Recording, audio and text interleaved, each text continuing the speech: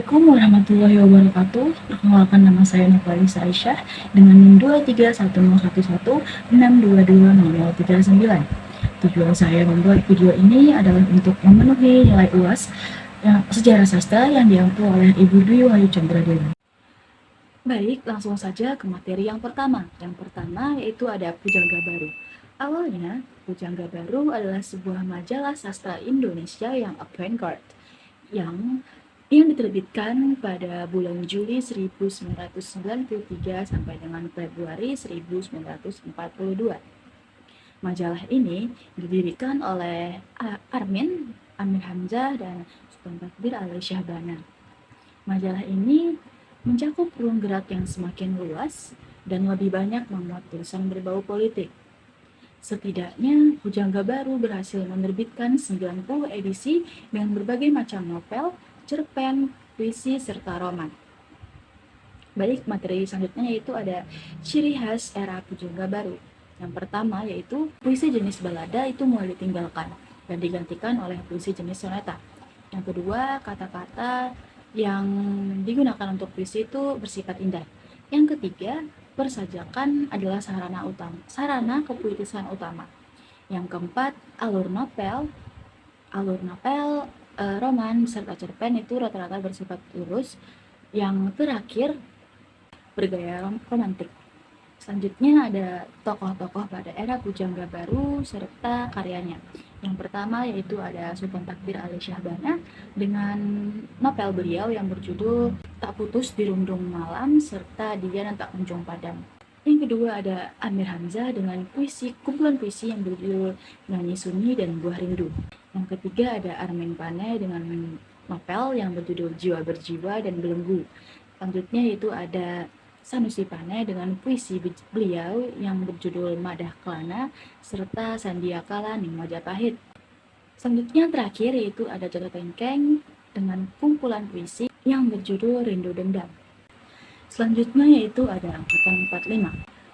Angkatan 45 adalah sebuah gerakan sastra Indonesia yang muncul pada saat pasca kemerdekaan pada tahun 1945. Nama Angkatan 45 diberikan kepada sastrawan kesusastraan modern Indonesia yang berkarya di sekitar zaman penjajahan Jepang, masa kemerdekaan, dan beberapa tahun setelahnya.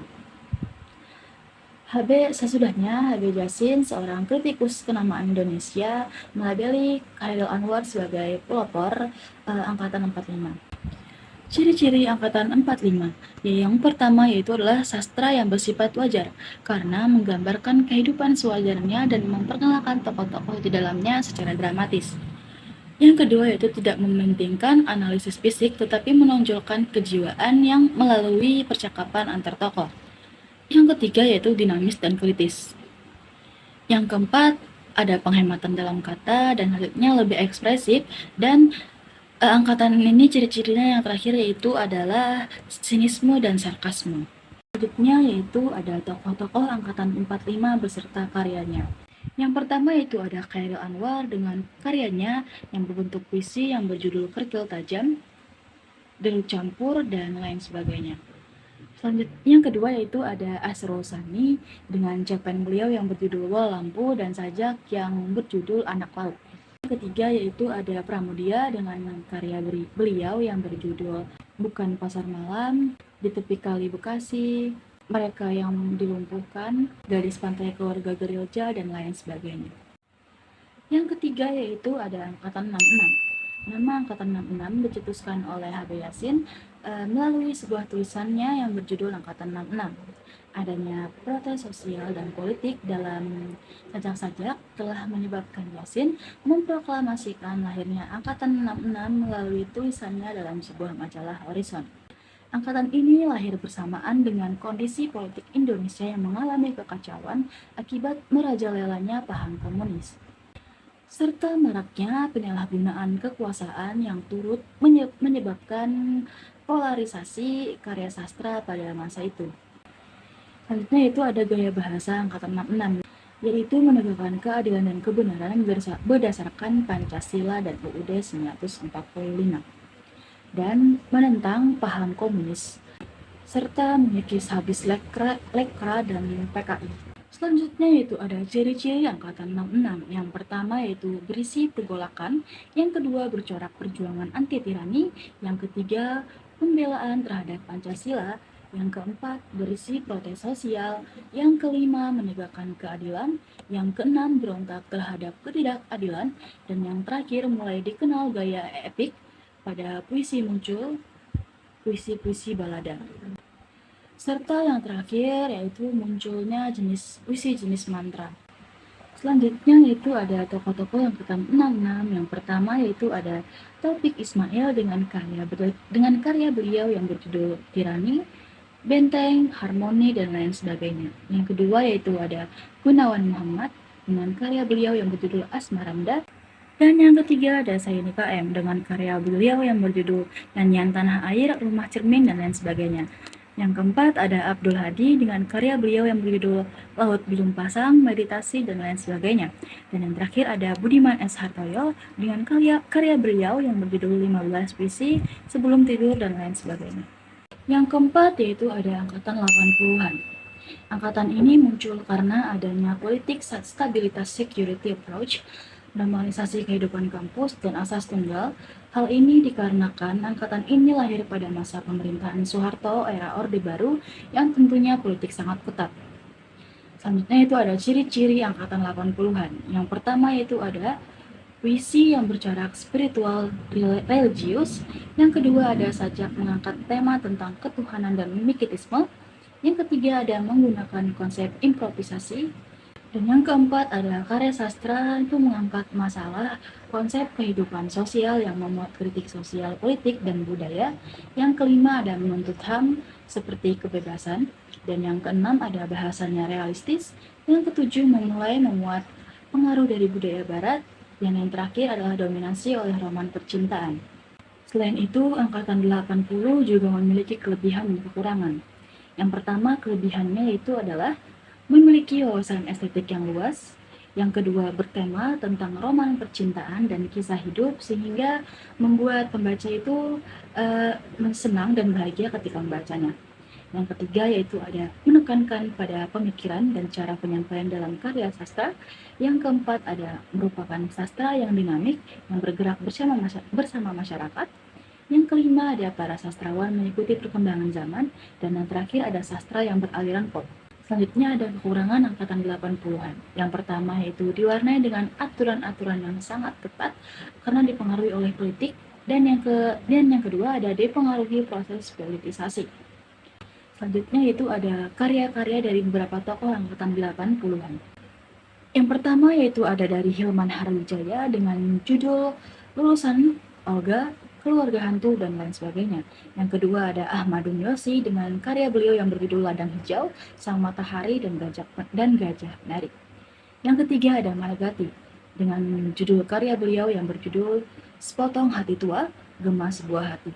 Yang keempat ada N.H. Dini dengan karya beliau yang berjudul Pertemuan Dua Hati dan Hati yang Damai.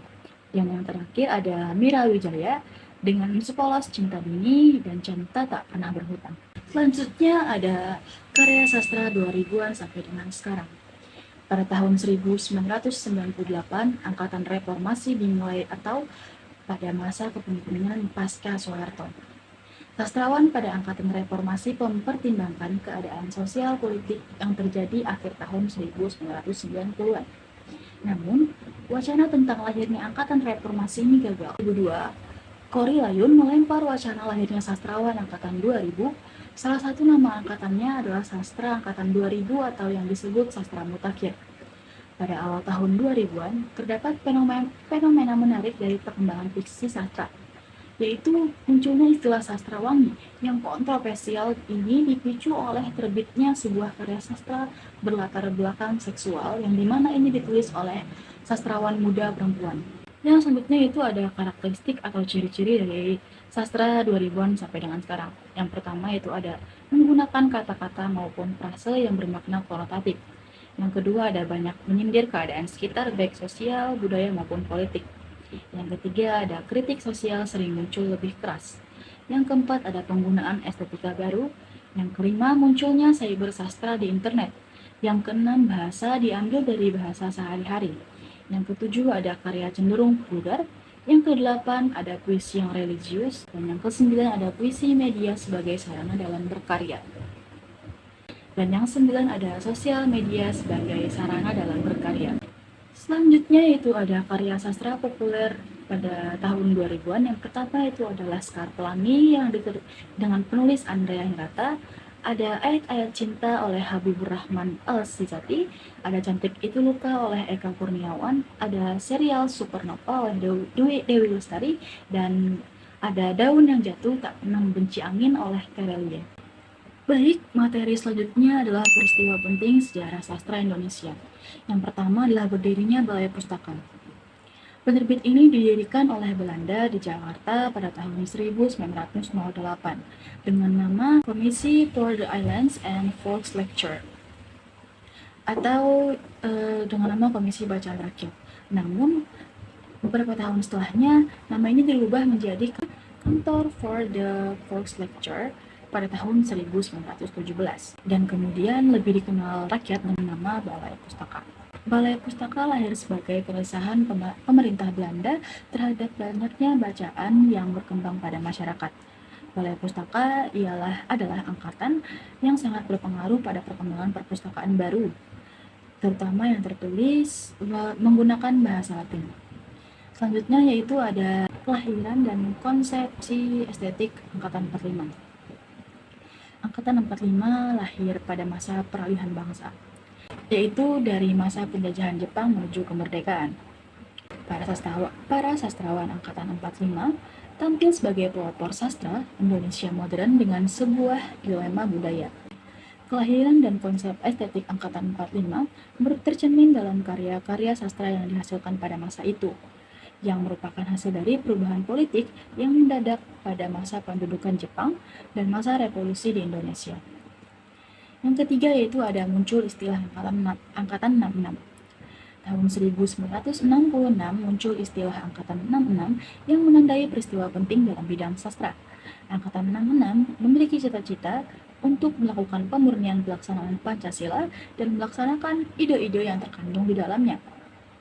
Angkatan ini lahir bersamaan dengan kondisi politik Indonesia yang saat itu tengah mengalami kekacauan karena merajalelanya paham komunis di tengah masyarakat, serta maraknya penyalahgunaan kekuasaan pada periode 1960 sampai dengan 1970-an yang mengakibatkan polarisasi karya sastra pada masa itu.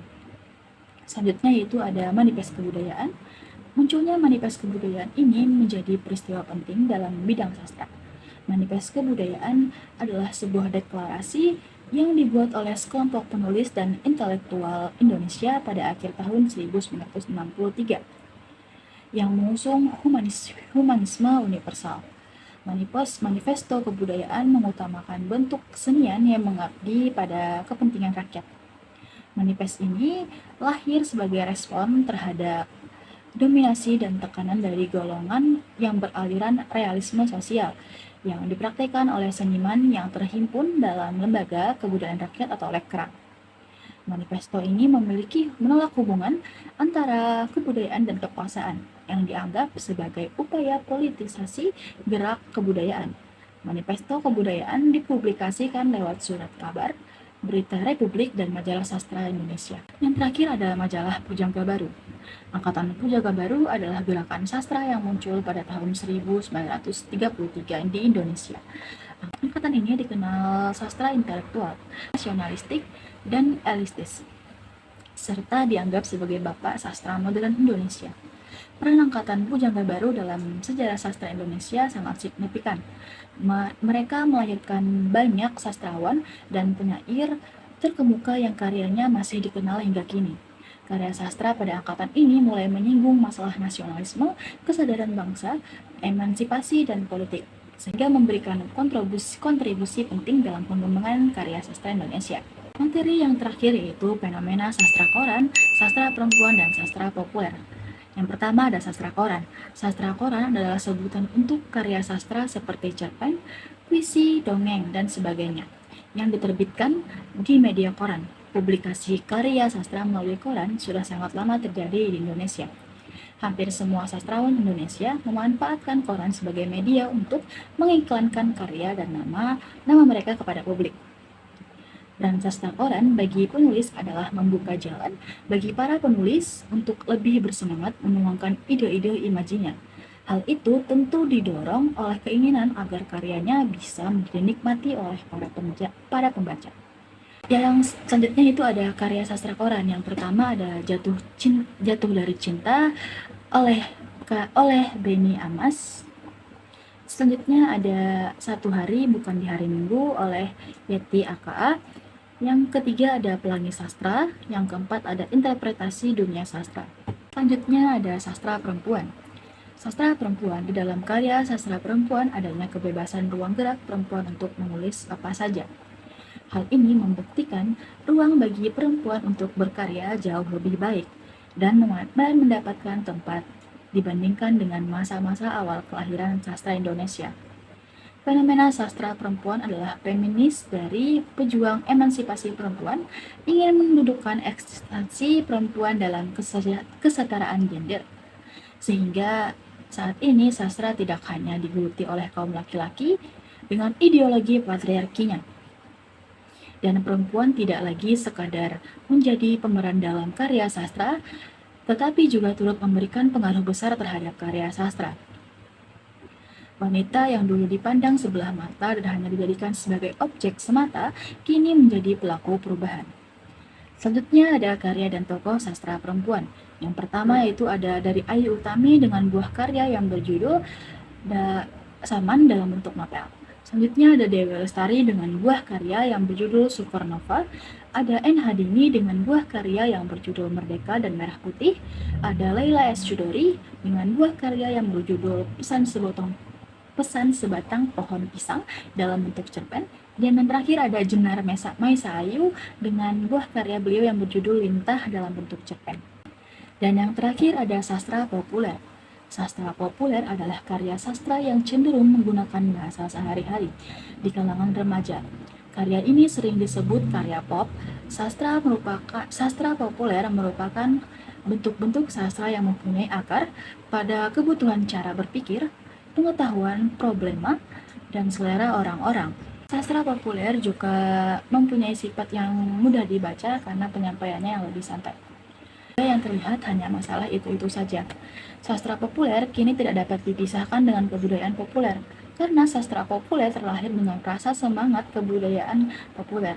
Salah satu karya sastra populer yang banyak disukai dan dinikmati oleh masyarakat adalah novel Laskar Pelangi. Laskar Pelangi merupakan karya sastra pertama dari Andrea Hirata. Ini ada contoh karya sastra populer. Yang pertama yaitu ada dari Marah Rusli dengan buah karya yang berjudul Siti Nurbaya. Yang kedua ada Tenggelamnya Kapal Van der Wijk oleh Hamka. Ada Laskar Pelangi oleh Andrea Hinata. Ada Malu Jadi Orang Indonesia oleh Taufik Ismail. Ada Hujan Bulan Juni oleh Sapardi Djoko Damono. Dan ada Ayat-Ayat Cinta oleh Habibur Rahman El Shirazi. Baik, sekian penjelasan dari saya. Salah-salah kata mohon dimaafkan. Wassalamualaikum warahmatullahi wabarakatuh.